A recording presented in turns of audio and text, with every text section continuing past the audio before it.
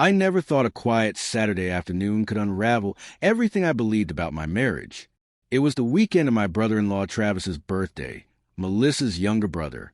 They were throwing a simple backyard party at her parents' house in Garland, Texas. You know the kind. Folding chairs scattered around, cornhole boards on the grass, burgers sizzling on the grill, and kids running wild with juice boxes in hand.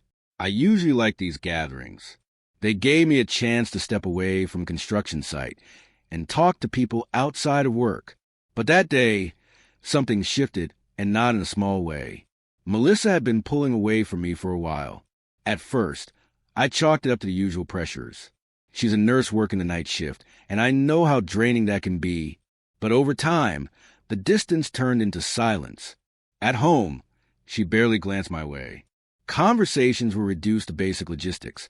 What bills were due, what groceries we needed, and intimacy that disappeared months ago.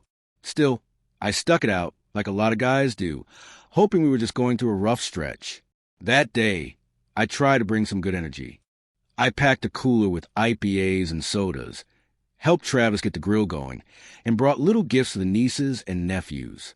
That's who I've always been, the guy who tries to keep the peace, who respects the in-laws, who gives her dad a solid handshake and calls her mom ma'am. The guy who believed that showing up consistently will eventually fix things. Apparently, I was wrong. We were all gathered out back. Me, Melissa, her sister Jade, her parents, a few neighbors, and a couple of nurses Melissa worked with. Everyone was eating and joking around when someone started telling a story about relationships. Something about men not pulling their weight at home. That's when Melissa spoke up, loudly enough for everyone to hear. Ethan's not exactly a pillar of strength either. He folds like a lawn chair the moment anyone raises their voice. Everything went still. A couple people gave awkward laughs. When her friends muttered, "Damn girl," like it was hilarious. But it wasn't. My ears burned. A slow heat crept up my neck. I stared at her, hoping maybe it was just a badly delivered joke, some twisted attempt at sarcasm.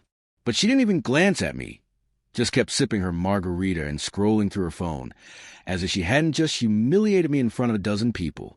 Jade, her sister, raised an eyebrow and shot me a look. There'd always been a strange tension between us. Never acted on, but undeniable. Jade was everything Melissa wasn't, bold, unfiltered, a little reckless. After an uncomfortable silence, Jade leaned forward and smirked. Her voice was light, but carried weight. Let's see if that's true. Heads turned. Even Melissa didn't react at first. Then Jade stood up and held out her hand to me like we were about to dance or something. I didn't move right away. I thought she was kidding. But she wasn't. She meant it. And something inside me broke open right then. I wasn't going to just sit there and take another hit while everyone watched. I took her hand. It wasn't about flirting or making a statement. It was about grabbing hold of something I hadn't felt in a long time. My self-respect. Maybe my voice.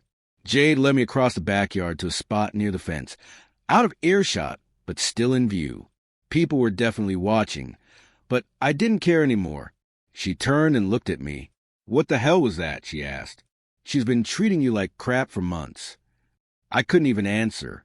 I just shrugged. "She thinks you won't leave," Jade said bluntly. "She thinks you're too soft, that you'll keep swallowing it no matter what." I finally found my voice. "Yeah," I said quietly. "That's what I thought too." We stood there in silence. Her eyes met mine, not with flirtation, not with seduction, just honesty, realness. She didn't touch me. She didn't move closer. She just stood there beside me. And that small moment, quiet and still, felt more intimate than anything I'd experienced at home in half a year. Back at the table, Melissa kept laughing, kept talking like none of it had happened. Like her husband hadn't just gotten up and walked away with her sister after being publicly humiliated. That said it all. Most people think betrayal only means cheating. But it's more than that. Betrayal is when someone stops seeing your value, when they turn your pain into entertainment, when your partner becomes a person who hands a crowd the microphone and lets them laugh at you. The hardest part? I had allowed all of it to happen. But that moment with Jade, not even her words, Just the fact that she saw what Melissa was doing, something inside me stirred. It wasn't anger anymore. I wasn't even hurt. I just felt finished, done pretending our marriage still had a heartbeat. Later that evening, Melissa acted like everything was perfectly normal. As we left her parents' place, she leaned in and kissed my cheek, as if she hadn't just humiliated me in front of her family and friends, as if she hadn't watched her own sister take my hand and walk me away from the table. I didn't kiss her back. The ride home was quiet. No music, no conversation. I kept my eyes locked on the road ahead, my hands gripping the steering wheel tighter than necessary. And for the first time in a long while, I wasn't just hoping things would get better. I started building a plan. That night, I lay awake while Melissa slipped into bed like it was any other evening. She didn't mention what happened at the party, didn't ask where I'd gone, didn't even seem to register I'd been missing for nearly half an hour. She simply said goodnight, turned off her bedside lamp, and rolled away. I lay there, staring up at the ceiling, feeling like a ghost haunting my own home, a stranger who had long outstayed his welcome. And in that cold, dark silence, one thought echoed louder than anything else. You don't have to keep living like this. The following morning, just past 11 o'clock, my phone buzzed. It was a message from Jade. "You okay?" Short, simple, no fluff, no emojis, no games. I stared at the screen, unsure. I didn't want to invite more complications. I didn't want to create drama. But I also couldn't lie, not to her and not to myself. Honestly, I don't even know anymore. I hit send. Her reply came within seconds. "Come grab a coffee. Just talk. No pressure." I hesitated, then typed one word. "Where?" We met at a quiet little spot in the Bishop Arts District, one of those indie cafes with exposed brick walls, stacks of old vinyl behind the counter, and soft folk music playing low in the background, like it belonged more to your thoughts than the room. She was already there when I arrived, dressed in jeans and charcoal hoodie, her hair thrown up into a messy bun. No makeup, no effort to impress. Just real. That hit me harder than any fancy words could have. I sat down across from her. We didn't speak right away. Finally, she broke the silence. "I wasn't trying to flirt last night," she said gently. I nodded. "I know." "I wasn't trying to stir anything up either." "You didn't," I told her. "You just helped me see things clearer." She let out a long, quiet breath, like she'd been holding it all night. "She's not the same woman you married, Ethan. You know that, right?" I stared into my coffee, swirling it slowly like the answers might appear at the bottom of the cup. "I think I've known that for a while," I admitted. I just didn't want to face it. Jade leaned in slightly, voice softer now. "Want to hear what she said about you to her friends at brunch a few weeks back?" I paused. "Do I?" "She called you boring. Said being with you felt like living with a roommate who overpays rent." It hit me harder than I expected. Not because it shocked me, but because it confirmed something I'd already been feeling for months. I wasn't her husband anymore. I was her tenant. I paid the bills, mowed the lawn, fixed the jam disposal. But I didn't get affection. I didn't get appreciation. I didn't even get seen. "She's been trying to make you feel small," Jade added. "I think she wants you to be the one to leave, so she doesn't have to pull the trigger." That landed like a punch to the chest, because it made perfect sense. Melissa wasn't pushing me away suddenly. She'd been slowly turning up the heat, making life unbearable one burn at a time, so that when I finally walked, she could play innocent. She could say, "He gave up," and keep her clean hands. But I hadn't walked away. Not yet. I just kept taking hit after hit. And in that moment, across from Jade, I finally understood why.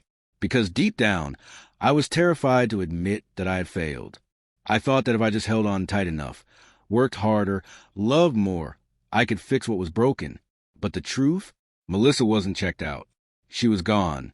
And I was still sleeping next to someone who had stopped choosing me long ago. We talked for over 2 hours that day.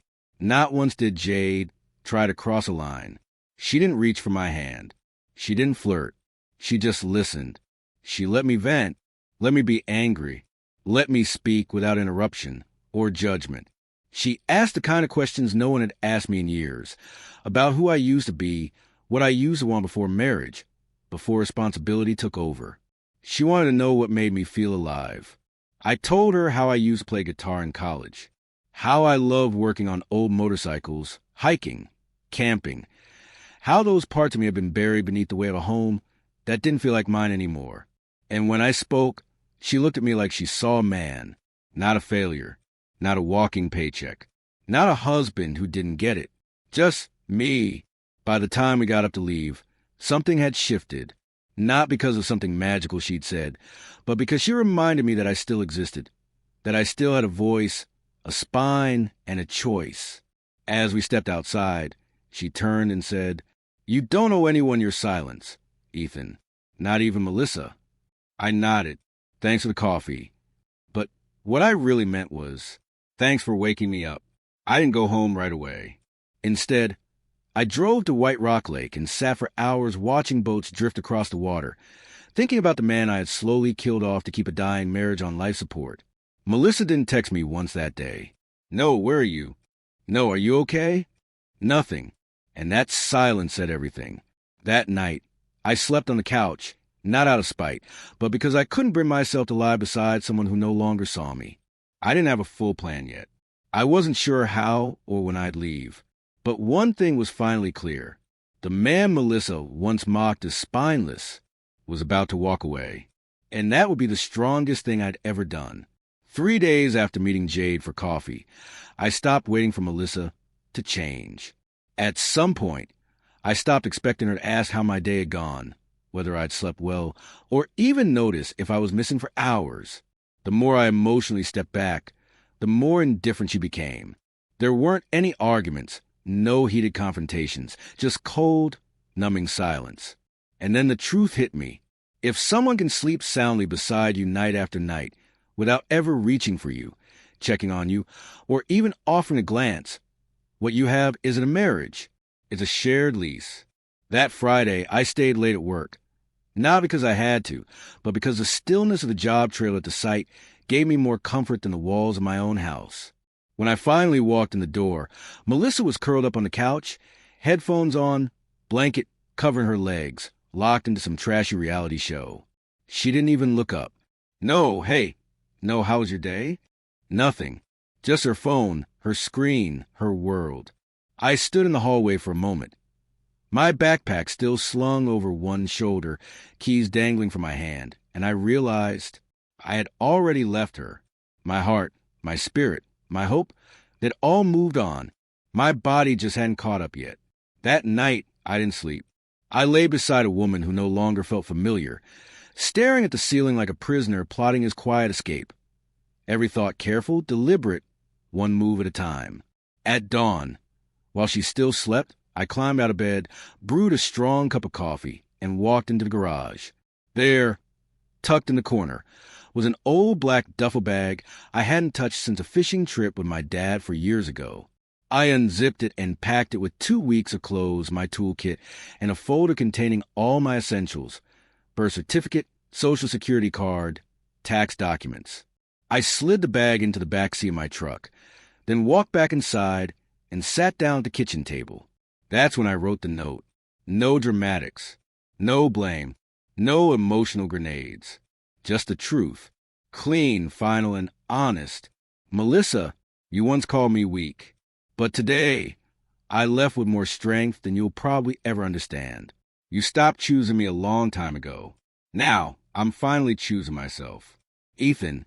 I placed a note right beside that decorative tray she keeps on the coffee table, the one with the scented candles she never lights. No door slamming, no screeching tires. Just a quiet departure from the home I once dreamed of, the woman I once adored, and the version of myself who tolerated invisibility for far too long. I didn't check into a hotel. I'd already arranged a temporary rental, a simple one-bedroom guest house tucked behind an older couple's place in Oak Cliff. Quiet street, decent privacy. $900 a month. Month to month. No commitment. Just peace. When I arrived, I set my bag down, sat at the edge of the unfamiliar bed, and let out the deepest exhale I'd taken in years. I wasn't afraid. I wasn't sad. I was finally free. Melissa didn't call that day. Or the next. On Sunday night, she sent a single-line text. "Where are you?" I didn't reply. Monday passed, silence. Tuesday, a voicemail arrived. "Hey, I just want to know if we're going to talk. I'm confused." That's when it started sinking in for her. Not just that I had left, but that I hadn't caused a scene. No shouting. No accusations. No desperate final plea. I had simply walked away. And that shook her more than anything I could have ever said. Because when the person you believe is spineless finally walks and doesn't look back, you start to question everything you thought you knew about them. By the end of the week, the messages grew more emotional. "I don't get it. Why would you just leave? You could have talked to me. Can't we fix this?" Still, I didn't answer. Because deep down, she already knew. She knew what she did when she reduced me to a joke at that party. She knew what she was doing every time she turned her back to me at night. Every time she ignored my voice for her phone screen. Every moment she made me feel like a burden instead of a partner. She just never believed I'd have the strength to call her bluff.